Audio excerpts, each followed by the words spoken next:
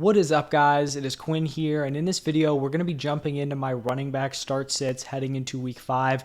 So going through all 16 week 5 matchups, talking about every single fantasy relevant running back, and then listing them as either a start or a sit. So do I trust them in my lineup, or do I want to have them on the bench, or maybe not even on my roster? While you guys are watching, if you do enjoy the content, just do me a huge favor, hit that like button, subscribe to the channel. It really helps me out a ton. If you guys have any fantasy questions, you guys can drop those down below. I'll be getting back to every single person. And then if you guys are interested in signing up for Underdog, hopping into some weekly drafts, doing some pick'ems, or maybe doing some best ball resurrection, which is scoring from week 6 through the rest of the season, kind of like a new fresh best ball format, new ADP, all of that. If you guys sign up using code Quinn, the link is down below. They will double your first deposit up to $100. So if you guys are interested in that, the link will be in the description. But let's jump into the first matchup, Thursday Night Football. And you guys will notice something a little bit different about the graphic. So, typically through 4 weeks, I had a start section,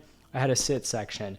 And someone commented, I don't know if it was last week, 2 weeks ago, they were kind of saying that maybe it would be a nice idea to have like a borderline section where, sometimes I talk about, oh, this player's a start, but they're right on the fringe. So I added that in. I thought it was a good idea. So I have a start section, a fringe section, and then a sit section. And so the way the fringe one is going to operate, these are players that I originally would have listed as starts, but they're like super low quality guys I'm not super excited about throwing into my lineup. So that's kind of like the differentiation here. The sits, they're still going to be the same quality of sits. Fringe are just going to be like rougher starts where maybe if you're in a pinch, you could throw these guys into your lineups. So they're still startable, but not dudes you're super excited about. So this Thursday night matchup, we have the Colts taking on the Denver Broncos. And for the Colts here, the obvious kind of shakeup is the injury to Jonathan Taylor. So we're not exactly sure what's going on with JT. We originally were hearing high ankle sprain. Maybe there's some optimism. It is not that serious, maybe only missing a few weeks. I would be pretty surprised if he does play here on Thursday. It's a quick turnaround, even if it's not a high ankle sprain. So I'm going to be assuming that JT is out for this video. Obviously, if JT plays, he's locked and loaded as a start. But this backfield is really a mystery with Jonathan Taylor out. When we're looking at the overall workload throughout the season, Jonathan Taylor has 81 carries through 4 games. You have Nyheim Hines sitting at 8 carries. And then the only other running back who has carried the ball is Deion Jackson, who has 2 carries. So in this situation, I'm going to be starting Nyheim Hines, and then I'm just going to be sitting whatever running back they have. If they're going to let Deion Jackson operate as the early down guy, he's a sit. If they bring someone up from the practice squad, they're going to be a sit. I feel like the split is going to be something where we're seeing Hines kind of splitting the carries, maybe like 50-50, but then he's going to be taking over all the third down work, getting a lot of receiving opportunities. So I'm not expecting Hines to come in here and just take over the Jonathan Taylor workload. He's not that type of running back, but I think we're definitely going to see a bump up in his carries. He's going to have that same receiving role. And then we just can't start whatever running back is kind of splitting the touches here. Jonathan Taylor's a guy who hasn't even been efficient the past few weeks. If JT is not producing with this offensive line, I can promise you Deion Jackson or whatever practice squad dude, he's not going to fare very well. So Hines is a start, sitting everyone else in that backfield. Another team dealing with an injury at the running back position is the Broncos. Very unfortunate news. We found out that Javonte Williams suffered a torn ACL. So he's done for the season. And coming into the year, this would be, okay, Melvin Gordon to the moon. Melvin Gordon's going to be a stud. He's going to be the workhorse. He's going to be like a top 15, top 12 running back. That's one of the reasons why I was drafting Melvin Gordon, in a lot of leagues, because I thought he was kind of like a discount A.J. Dillon, a discount Tony Pollard, where he's going to have a weekly role. But then if Javonte does go down, Melvin Gordon can take that next step up and be a really strong fantasy piece. It just so happens now that this is looking like a 2-man committee with Melvin Gordon and Mike Boone. We've seen Melvin Gordon really struggle through 4 weeks. He has 4 fumbles in 4 games. He fumbled in week 4, returned for a touchdown, and then he essentially got benched. Then we saw Mike Boone come in once Javonte went down, and then Boone was terrible. He had a drop. He didn't look good. So basically, we're dealing with 2 running backs who have definitely underperformed, to start off this season. So I have Melvin Gordon listed on the fringe. And I could see, you wanting to start Melvin Gordon, but I just feel like the floor is so low. And then for Mike Boone, I feel like the same thing. There's just so much uncertainty here. If this offense was firing on all cylinders, I think we could consider both of these guys startable. But the problem is, like, the run game hasn't been good. It's not like Javonte was lighting up the stat sheet with his workload. So we're kind of just taking a shot on whatever guy is going to have the, starting role. And I would lean toward Melvin Gordon, but I still think it's going to be a split. And so I don't really think we can truly trust either guy. But if you're throwing in Melvin Gordon, I think you could do worse at the running back position. Like, I know in one of my leagues, I kind of went like hero RB. And so Melvin Gordon's going to be in my lineup, but I'm definitely not loving it. The next matchup is going to be another London game between the Giants and the Packers, and really not much to talk about here. Saquon Barkley, arguably the number one running back in fantasy moving forward, probably between him and Christian McCaffrey. And then for the Packers, still starting Aaron Jones, still starting A.J. Dillon. I feel like I say this about a ton of running backs every week. The workload is there. The touchdowns just have not come. This could be a game where they each kind of get into the end zone, but we got to chase the workload. We can't be panicking off of these guys. I still think they're both very strong starts this week. And like I said, this could be the matchup where we see some big games out of these guys. Then we have the Steelers taking on the Bills. We're obviously starting Najee Harris. He hasn't exactly had the hottest start to the season.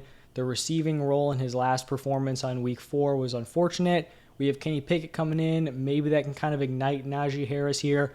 We'll see, but regardless, he's still going to be a start in your lineup. On the other side with the Bills, definitely want to talk about Devin Singletary here because he went from like a back-end running back 3 in a committee to now a very strong start and probably like a top 24 guy moving forward. I talked about him as a sell high after week 3. At the time, I thought that was a smart play, but he has just continued to take over this backfield. Like I said, it started as a committee, but he is now the guy. He had an 87% snap share in week 4. He ran 91% of the running back routes out of the backfield. He had 83% of the running back targets, and he has 79% of the running back carries. So that is strong usage in a top offense like the Bills. That's someone who needs to be in your lineup in most leagues. Next game is between the Chargers and the Browns. Don't need to spend a ton of time here. Obviously, you're starting Austin Eckler. Obviously, you're starting Nick Chubb. Kareem Hunt hasn't exactly torn it up the last few weeks, but I talk about this a lot with this backfield. Week 1, Kareem Hunt got the touchdowns. Week 2, Week 3, Week 4, we've seen them go to Nick Chubb. Kareem Hunt's going to have his games where he gets into the end zone. He has a solid weekly workload, so those guys are both going to be starts for the Browns. Then we have the Texans traveling to Jacksonville to take on the Jaguars. And for this Texans backfield, it's pretty much been like what we've seen the last 2 weeks with these guys. We have Dameon Pierce getting the early down work, Rex Burkhead on third downs. I think Dameon Pierce's stat line was a little misleading because he did see 6 targets, but just looking at the way they were used, this just seemed like a kind of fluky result, at least in my opinion. We saw Pierce take 94% of the early down snaps and then 100% of the short yardage snaps. On the other side with Burkhead, we saw him take 92% of the third downs and then 100% of the 2-minute drills. So obviously those are the receiving opportunities. We continue to see Dameon Pierce just dominate, the overall carry load. Like Rex Burkhead is just not involved on the ground at all, but he is consistently involved on third down, in the 2-minute drills as a pass catcher.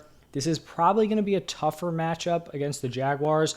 The whole thing with Dameon Pierce here and why I talked about him as a sell high last week, he's not going to be someone who's great in matchups where they're losing, right? Like he busted out like a 75-yard touchdown last week, so obviously that's going to carry his production. But in games where they're down, it's going to favor Rex Burkhead because he is the pass-catching guy. I still think Dameon Pierce is very talented and is going to be probably around a top 24 running back moving forward.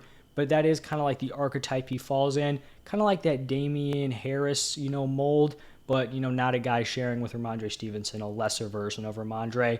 On the other side with the Jaguars, I also want to break down this backfield because I have James Robinson listed as a firm start, and I do have Travis Etienne listed as a sit. And some of you guys might be confused on this because we actually did see Travis Etienne out-snap James Robinson for the first time this season. We saw Etienne get 24 snaps. James Robinson only had 22. And like full transparency, I've talked about this in a few different videos. I was very high on Travis Etienne coming into the season. So this isn't a situation where like I'm an Etienne hater or like I love James Robinson. Like I was in on Etienne. I don't really have many shares of James Robinson, and I still think J-Rob is going to be the guy moving forward.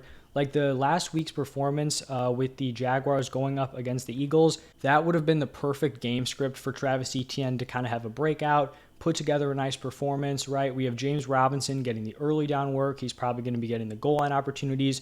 Travis Etienne is more of that third down back. So in a game where they were losing, the entire second half, that really should have been Etienne's opportunity to put up numbers, and it just didn't happen. He only logged 8 carries, wasn't even targeted one time. So we're looking at this matchup against the Texans. I expect J-Rob to have a healthy dose of carries, and I think he can have a very, very big day against the Texans. Texans just got torn up by Austin Eckler.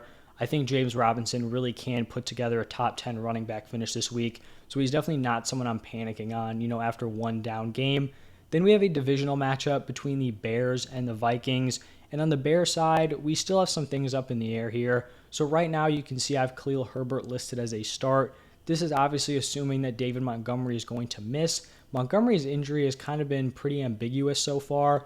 So, like I said, if Montgomery is out, Herbert's going to be a start. If Montgomery is back and there's no, talk about him being super limited, if it looks like he's going to retain his role, then I start Montgomery and I sit Khalil Herbert. On the other side with the Vikings, we're starting Dalvin Cook, sitting Alexander Mattison. Mattison is still a very, very valuable handcuff. We actually saw him score a touchdown in that London game, which I'm sure all you Dalvin Cook owners out there were not super excited about. But Cook is still getting, a ton of work in that backfield. He is still dominating the overall opportunities. That leads us into the Lions taking on the Patriots. For this Lions team, I'm assuming Swift is going to be out again. And if Swift is out, you have to fire up Jamal Williams as a very strong start, coming off of a very big game. We also saw Craig Reynolds get pretty involved in that Week 4 matchup. I think he was getting in on a lot of those third downs. He had a decent snap share, but he just didn't really rack up the carries to be someone who's relevant this week. So he's going to be getting in, here and there, but not someone I want to be starting. On the other side with the Patriots, Ramondre and Damian Harris just continue to produce for fantasy in the same backfield. I had some concerns with Mac Jones going down. Would they both be getting enough opportunities? Would this offense be efficient? Could they move the ball? It was happening. They were moving the ball, and now they have a fantastic matchup against the Lions. The Lions just get carved up every single week. We just saw Rashad Penny just destroy them on the ground. So I think we could see Ramondre and Damian Harris both having massive games. And when I put out my weekly rankings, I really wouldn't be shocked if both of these dudes are sitting in my top 20. Normally you see them as high-end running back threes. In this matchup, I could see them being much, much higher than they normally kind of slot in. Moving over to a guy I just talked about, we have the Seahawks taking on the Saints. And so Rashad Penny's a dude who didn't really do much through 3 weeks. He was pretty disappointing, a potential cut candidate. He comes out against the Lions, tears it up, puts up monster fantasy numbers. He's someone that I talked about in my sell high video, and he's going to slot in on the fringe here. And you may be wondering, how does a dude have a big game like that, and then you put him on the fringe of being startable? I think you can put him in your lineup, but I really would be tempering expectations here. Saints are a tough defense to run against. We just saw Dalvin Cook kind of struggle against them on Sunday morning. And then this is still a gross Seahawks backfield. Rashad Penny has very little receiving upside. You've got Kenneth Walker kind of filtering in, getting opportunities. So I'm still a little skeptical on Penny moving forward. And then you'll be sitting Kenneth Walker. Just hasn't carved out a big enough role yet. On the other side with the Saints, I'm going to be assuming that Alvin Kamara is back. If Kamara's playing, you're obviously starting him. If Kamara's out, I guess Mark Ingram would be the guy. He's someone I'd have to be pretty desperate to play into my lineup. Just someone who doesn't seem to have a ton of juice anymore. No upside in that slot. So, I guess he'd fall in the fringe category, but I would try to be avoiding Mark Andrews in my lineup. Hopefully Kamara does return and returns to his normal form. Next matchup is between the Dolphins and the Jets. And I do want to break down this Dolphins backfield because it is just all over the place. If we're just looking at overall fantasy production, it looks like Chase Edmonds is the running back 1 here. Mostert is the clear-cut running back 2. This really could not be farther from the truth. We saw Chase Edmonds get absolutely dominated by Mostert in the Week 4 usage. Edmonds obviously still got a touchdown, but Mostert had a 72% snap share to Edmonds' 28. Mostert took 75% of the early downs. He took 75% of the goal line snaps. He took 50% of the short yardage.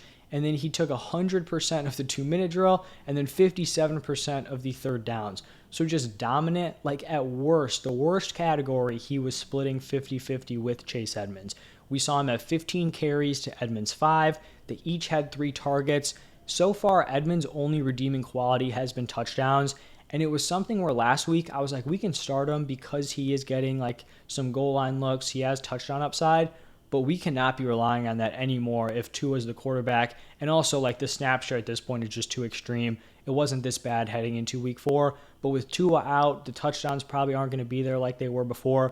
We got to be starting a guy. If we're going to choose to start one of these dudes, we have to start the guy who's actually getting the workload. So Mostert's on the fringe. Chase Edmonds is going to be a sit. If you can throw in Chase Edmonds in like a 2-for-1 deal, I think it's something that you guys should definitely be looking into. And then on the other side, basically just doing like the weekly rundown of Breece Hall becoming the RB1. Loved Breece Hall coming into the season, love him for Dynasty, loved him for redraft, and he just continues to pull away as the number 1 in this backfield. He took 66% of the snaps. He took all the goal line snaps, which is very important, 67% of the third downs. Those are the opportunities we want. He's getting receiving work. He's getting the touchdown opportunities. We saw him basically score that game-winning touchdown. They had him in there for that slot. And then him and Carter are basically splitting the 2-minute drills. And I feel like that is actually pretty telling because typically you want the guy who's super comfortable in the offense. That would be Michael Carter. He's a sophomore. Breece Hall is obviously a rookie. If Breece Hall's sitting at 50-50 there, dominating the other important areas, I just think Breece Hall is someone who's just going to continue to rise in value. And at this point, we can't even be considering starting Michael Carter. Then we go into a divisional matchup between the Falcons and the Buccaneers. For the Falcons, unfortunate news, we found out that Cordero Patterson is going on IR with his knee injury. And so some people may be super excited to go out, fire up Tyler Algier in their lineup. I'm going to be, pushing back on that a little bit. I didn't talk about Algier in my waiver wire pickups just because we didn't really know about this Patterson going on IR thing. Algier is definitely a top pickup heading into the Week 5 games, but he's not someone I want to be throwing into my lineup here in Week 5. And let me just kind of break this down. So Cordero Patterson kind of played a limited role on Sunday. We saw Tyler Algier and Caleb Huntley operate as the RB2, 3, RB1, 3. It was just kind of a mess here between those 3 running backs. But Algier and Huntley each saw 10 carries. So they were dead even in carries. Algier had 1 target. Huntley had 0. They are now going up against the Buccaneers, who obviously just got shredded by the Chiefs, but they were a really strong defense up until that game. The Falcons aren't even comparable to the Chiefs. Typically have a very strong run defense. Not exactly as great this year. We saw the Chiefs run on them, but that's a weird game script thing. But even before that, Vita Vea has seemed more human than he has in years past. They have Akeem Hicks go down. They didn't bring back Sue. So it's not the same run defense we've seen in previous years, but it's still a pretty strong one. I would be expecting the Buccaneers to kind of turn this into a blowout, especially looking at how their offense looked at the Sunday Night Football game. So I just think this is a really rough matchup for an offense that's probably not going to throw a ton to their running backs. I feel like the scoring opportunities are going to be limited, and if it's a split, it's just not a situation where I want to be starting either of these guys. On the other side with the Buccaneers, we saw actually Rachaad White really kind of filter in on this Bucs offense. Personally, I'm a big Rachaad White guy. I have him on a ton of my teams. I always hype him up on the waiver wire. I don't think this is something that is going to stick. We saw Leonard Fournette just dominate the opportunities through 3 weeks. I do think they want to filter in another running back just to give Lenny some rest, but this was a weird game script thing. Leonard Fournette finished with -3 rushing yards, and, that may be concerning to some people. The issue there is that the overall play calling for the Buccaneers is just atrocious until they're getting murdered. If you guys watch that game, I think on the first 2 possessions, they had 4 first downs. 3 of them were runs. That's what they've been doing the entire season. First down run for 1 yard, -1 yards, -2 yards. Then it puts the offense in a hole. So they kind of switched it up. They went with Rachaad White. They then went super pass heavy the rest of the game and found success. So I do think Rachaad White's going to filter in here and there, but I don't think it's going to be a situation where he's taking full drives like he was in that Chiefs game. I still think Leonard Fournette is a very strong start. And I love Rachaad White as a handcuff. I think his value just continues to grow if he is getting like weekly opportunities. Then we've got the Titans taking on the Commanders. For the Titans, obviously you are firing up Derrick Henry as a running back one. And then for the Commanders, an interesting spot here. Gibson has just been on a straight downward trajectory since week 4. I talked about him as a sell high after week 1. Hopefully you guys got out then. Maybe you got out after week 2, week 3. At this point, his value is basically cratered. We saw McKissick outsnap Gibson in week 4. We even saw Jonathan Williams out there getting involved, getting a few carries here and there. I think he almost outrushed Antonio Gibson on significantly less attempts. So not great to see there. It's very likely that Brian Robinson is going to be back here in week 5. So I think in this backfield, if I could just choose one running back, just pick one, put him on my team, it would be Brian Robinson. I do not have him listed as a start this week, though. I just think this could be a gross committee to start out, but I do think Brian Robinson could kind of pull away and be someone who is startable in the future. And now moving over to the 49ers taking on the Panthers. Two pretty clear-cut options here. We're definitely starting Jeff Wilson, getting a solid number of carries on a strong rushing attack. And then for the Panthers, good to see Christian McCaffrey finally just go out, have a CMC level game, dominant in the receiving game. Baker, I guess, was at least getting him some opportunities. So you continue to fire up CMC as a high-end running back one. Then we have the Eagles taking on the Cardinals. Two guys that I think are both solid starts, Miles Sanders and James Conner. I actually talked about both of those guys in my trade videos. One was a sell high, one was a buy low. Next matchup, Cowboys taking on the Rams. Not exactly a super exciting running back matchup here on either side. I've delegated, or I guess demoted, Zeke and Pollard to like this fringe area, and they're very on the fringe. Now, I did see a report that Dak Prescott is pushing to play in week 5. If Dak is back, I think you could bump both of these guys up to starts. Not like ecstatic starts, but guys that are startable. If Cooper Rush is the quarterback again, they both have to be on the fringe. Zeke is just not going to give the touchdown upside that he needs without Dak in the lineup. He's getting very little receiving work. Pollard just can't be relied upon, I guess, in the same way that Zeke can't. On the other side with the Rams, it's even grosser here. We've got basically a 50-50 split between Henderson and Akers on an offense that is definitely struggling, a banged-up offensive line, want no part of that backfield right now. Then we have Sunday Night Football, Bengals taking on the Ravens. For the Bengals, you're obviously firing up Joe Mixon. For the Ravens, I actually listed J.K. Dobbins as a sit heading into this game. Obviously, that did not pan out, but we kind of saw what we needed to see out of Dobbins. So I listed him as a sit, if you guys remember, because I was going through the snap count, and I don't even know if he got to 50%, but whatever the snap count was, it was kind of to be expected coming off of that ACL injury. The problem was he had the low snap count, but he didn't get any key opportunities. He wasn't getting the third down work, and he wasn't getting the goal line opportunities. So if you're getting 50% of the snaps, but no important touches, you are not going to produce. He only saw 50% of the snaps this week, but he saw 67% of the goal line snaps and also ran 54% of the Ravens running back routes. So those are the opportunities we're looking for. He turned it into 2 touchdowns, a really solid performance. I think he's someone who's going to continue to gain more and more momentum moving forward, should continue to increase that snap count, and is someone who I like as a very solid locked in, probably mid-tier running back 2 rest of season. And then the final game of the week, Monday Night Football, Raiders taking on the Chiefs. Josh Jacobs finally had a breakout game. Every week I was talking about him as a guy with solid usage, just didn't have the touchdowns. He puts together a monster game. And then for the Chiefs, you just got to keep firing up Clyde Edwards-Helaire. Definitely has unsustainable touchdown production. You just got to keep rolling with it. I have some concerns long-term. Don't know if he's going to hold on to that role the entire season. But, I mean, if you're not going to trade him, if you're going to hold on to him, just continue to fire on the hot hand, and then sitting Isaiah Pacheco and Jerick McKinnon. That is going to wrap it up for my Week 5 running back start sits. If you guys have any questions, drop those down below. Let me know what you guys think of the video. If you did enjoy, hit that like button, subscribe to the channel. I'll have the wide receiver start sits coming out today also. As always, thank you guys for stopping by, and I will see you in the next one.